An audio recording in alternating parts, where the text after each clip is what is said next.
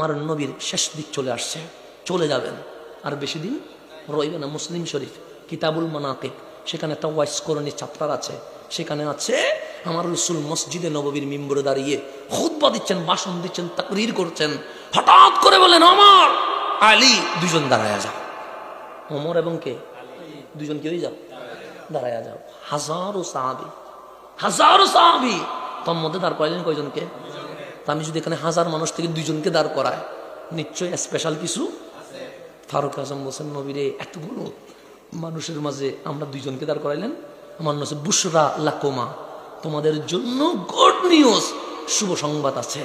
ফারুক আজম বলেন, নবীরে good news হলে দেরি করে শুনতে মন চাচ্ছে না, তাড়াতাড়ি বলেন না। আমার রাসূল বলেন, ওমর, আমার একটা পাগল আছে ইয়ামনে, করণ শহরে, নাম তার ওয়াইস। এই ওয়াইস আল করণের সাথে তুমি ওমর, তুমি আলীর সাথে দেখা হয়ে যাবে।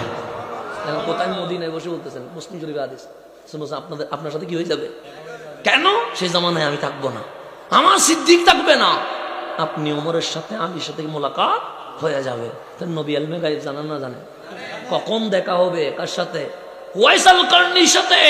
আমার ওমর আর আলী। আবু বকর বলে নাই, উসমান বলে নাই, বলছেন ওমর এবং আলী। এখন ফারুক আজম বলছেন, নবী রে, যখন আপনার ওয়াইস করণীর সাথে দেখা হবে, পরিচয় দেওয়া লাগবে, আমার নবী দেওয়া লাগবে না, আপনাদের চামড়ার সুগন্ধিতে বুঝে যাবে সাহাবী রাসূল ওয়াইস করণীর করে তো শরীফে আছেন। কিছু বলতে হবে, বলা লাগবে না। আমি নবীজি ওনাকে চিনি, এটা উনি জানেন, কিছু বলা, তবে একটা জিনিস বলা লাগবে। কয়টা জিনিস? আপনি একটা কাজ করবেন, ওয়াইস করণীর সাথে মোলাকাত হওয়া মাত্র বলবেন, আমি নবী বলেছি। কে বলেছে? আমি নবী বলেছি। ওয়াইস আল করণী যেন 2টি হাত তুলে দিয়ে মালিকের দরবারে আমার উম্মতের গুনাহ মাফ চেয়ে আল্লাহর দরবারে দোয়া করে। কার মাফ চাইয়া? উম্মতের গুনাহ মাফ চাইয়া। কে দোয়া করবে? ওয়াইস আল করণী। একটু গভীরভাবে খেয়াল করবেন, ওয়াইস আল করণী দামি না ফারুক আজম দামি? ফারুক আজম দামি, সাহাবী রাসূল। যিনি আমার নবী, আমি যদি শেষ নবী না হতাম, ওমর কি হইতো? নবী হইতো। এত বড় দামি জানিস? মাওলা আলী, যিনি বেলায়েতের, আনা মদিনাতুল ইলম ওয়ালিয়্যু বাবা, বেলায়েতের বাদশা, তোমরা দামি না? তো আল্লাহ রাসূল চাইলে বলতে পারতেন, ওমর, আপনি একটু আমার উম্মতের গুনাহ মাফ চাইয়ে দোয়া করে দেন। আলী, আপনি একটু উম্মতের গুনাহ মাফ চাইয়ে কি করে দেন।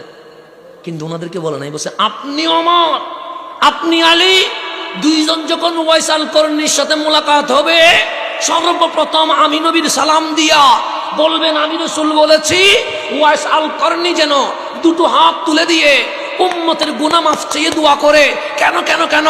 ইয়া রাসূলুল্লাহ, ফারুক আজম তো দামি, উনি তো আমাদের পক্ষে দোয়া করতে পারতেন। মাওলা আলী তো দামি, উনি তো আমাদের পক্ষে দোয়া করতে পারতেন। আমার রাসূল বলেন, হ্যাঁ, দোয়া করতে পারতেন, কিন্তু উম্মত শোনো, সাহাবিয়তের যুগ একদিন শেষ হয়ে যাবে, কিন্তু বেলায়েতের যুগ শেষ হবে না। আল্লাহ বলেছেন, গুনাহ করলে কামলিওয়ালার দরবারে, কামলিওয়ালার দরবারে তুমি রিকশাওয়ালা, বেঙ্গালিওয়ালা, সিএনজি ড্রাইভার, ট্রাক ড্রাইভার, দিন মজুর, তোমার অসহায় মানুষ, বিমান ভাড়া দিয়ে মদিনায় আসা সম্ভব নয়। আমি ওমর আলীকে ওয়াইস করণীর কাছে পাঠালাম, মেসেজ দিলাম, উম্মত মদিনায় যদি আসতে না পারো, আফসোস করিও না, মনক্ষুণ্ণ করিও না। ওয়াইস আল করণীর মতো গ্রামে শহরে মহল্লায় মহল্লায় আল্লাহর ওলি আছে, গুনাহ করলে ওলির দরবারে চলে যাইও। ওলি যখন মাফ চাইবে, নবীর কাছে দরখাস্ত চলে আসবে, আমি নবী তোমার পক্ষে যখন মাফ চাইবো, মালিক তোমার জীবনের গুনাহ মাফ করে দিবে।